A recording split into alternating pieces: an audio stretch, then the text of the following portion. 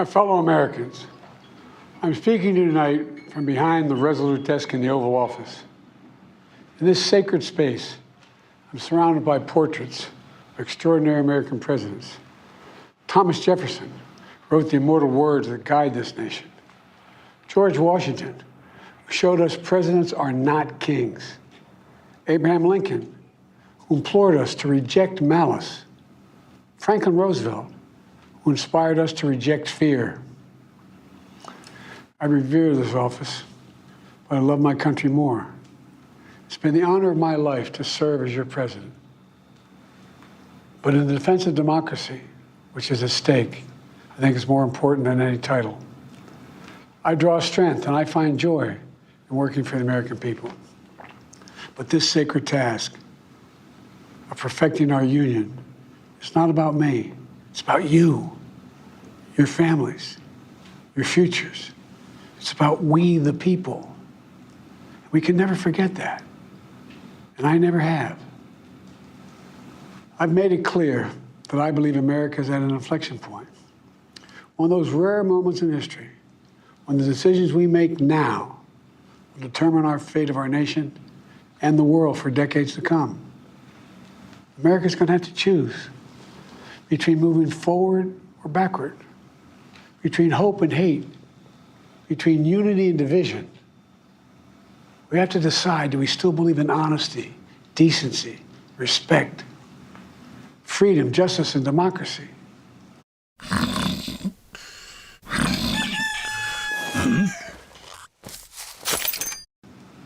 In this moment, we can see those we disagree with not as enemies, but as fellow Americans. Can we do that?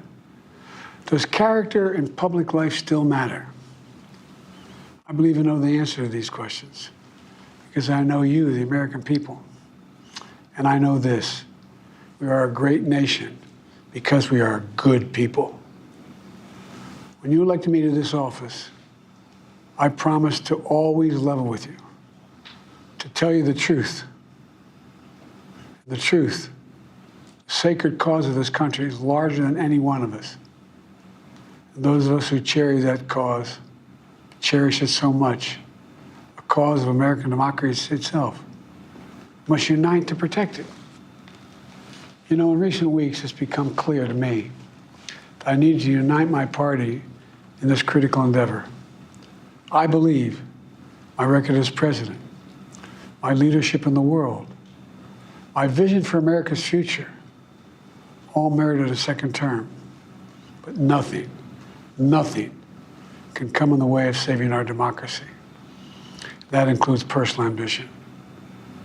So I've decided the best way forward is to pass the torch to a new generation. It's the best way to unite our nation. You know, there is a time and a place for long years of experience in public life.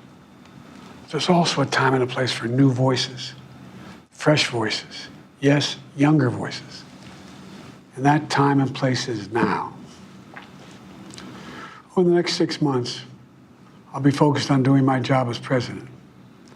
That means I'll continue to lower costs for hardworking families, grow our economy. I'll keep defending our personal freedoms and our civil rights, from the right to vote to the right to choose. I'll keep calling out hate and extremism. Make it clear there is no place in America for political violence or any violence ever, period. I'm going to keep speaking out to protect our kids from gun violence, our planet from climate crisis that is the existential threat. And I will keep fighting for my cancer moonshot so we can end cancer as we know it, because we can do it. I'm going to call for Supreme Court reform because this is critical to our democracy, Supreme Court reform. You know, I will keep working to ensure America remains strong and secure and the leader of the free world. I'm the first president in this century to report to the American people that the United States is not at war anywhere in the world. We'll keep rallying a coalition of proud nations to stop Putin from taking over Ukraine and doing more damage. We'll keep NATO stronger And I'll make it more powerful and more united than any time in all of our history. I'll keep doing the same for our allies in the Pacific. You know, when I came to office, the conventional wisdom was that China would inevitably surpass the United States. That's not the case anymore. And I'm going to keep working to end the war in Gaza, bring home all the hostages, and bring peace and security to the Middle East and end this war. We're also working around the clock to bring home Americans being unjustly detained all around the world. You know, we've come so far since my inauguration. On that day, I told you, as I stood in that winter, we stood in a winter of peril and a winter of possibilities. Peril and possibilities. We were in the grip of the worst pandemic in the century, the worst economic crisis since the Great Depression, the worst attack on our democracy since the Civil War.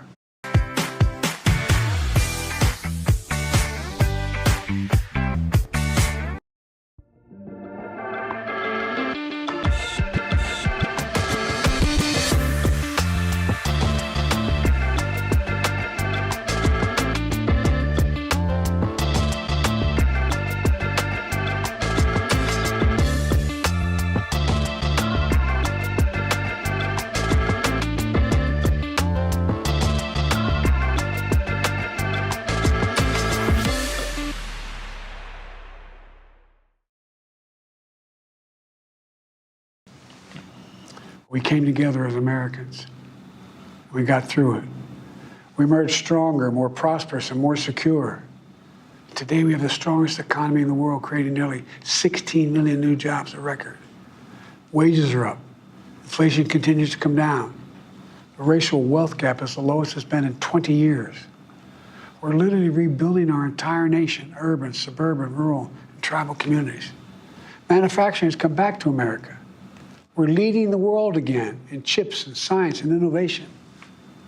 We finally beat Big Pharma after all these years to lower the cost of prescription drugs for seniors. And I'm going to keep fighting to make sure we lower the cost for everyone, not just seniors. More people have health care today in America than ever before. And I signed one of the most significant laws helping millions of veterans and their families who are exposed to toxic materials. You know, most significant climate law ever in the history of the world. The first major gun safety law in 30 years. Today, the violent crime rate is at a 50-year low. We're also securing our border. Border crossings are lower today than when the previous administration left office. I've kept my commitment to appoint the first black woman to the Supreme Court of the United States of America. I also kept my commitment to have an administration that looks like America and be a president for all Americans. That's what I've done. I ran for president 4 years ago because I believed and still do that the soul of America was at stake. The very nature of who we are was at stake. And that's still the case. America's an idea. An idea stronger than any army, bigger than any ocean, more powerful than any dictator or tyrant. It's the most powerful idea in the history of the world. That idea is that we hold these truths to be self-evident. We're all created equal, endowed by our Creator with certain inalienable rights: life, liberty, pursuit of happiness. We've never fully lived up to it, to this sacred idea, but we've never walked away from it either. And I do not believe the American people will walk away from it now. In just a few months, the American people will choose the course of America's future. I made my choice. I've made my views known. I would like to thank our great Vice President, Kamala Harris. She's experienced, she's tough, she's capable. She's been an incredible partner to me and a leader for our country. Now the choice is up to you, the American people. When you make that choice, remember the words of Benjamin Franklin hanging on my wall here in the Oval Office, alongside the busts of Dr. King and Rosa Parks and Cesar Chavez. When Ben Franklin was asked, as he emerged from the convention going on, whether the founders have given America a monarchy or republic, Franklin's response was a republic, if you can keep it. A republic, if you can keep it. Whether we keep our republic is now in your hands. My fellow Americans, it's been the privilege of my life to serve this nation for over 50 years. Nowhere else on earth could a kid with a stutter, from modest beginnings in Scranton, Pennsylvania, and Claymont, Delaware, one day sit behind the resolute desk in the Oval Office as President of the United States. But here I am. That's what's so special about America. We're a nation of promise and possibilities, of dreamers and doers, of ordinary Americans doing extraordinary things. I've given my heart and my soul to our nation, like so many others. I've been blessed a million times in return with the love and support of the American people. I hope you have some idea how grateful I am to all of you. The great thing about America is here, kings and dictators do not rule, the people do. History is in your hands. The power is in your hands. The idea of America lies in your hands. We just have to keep faith, keep the faith, and remember who we are. We're the United States of America, and there's simply nothing beyond our capacity when we do it together. So let's act together, preserve our democracy. God bless you all, and may God protect our troops. Thank you.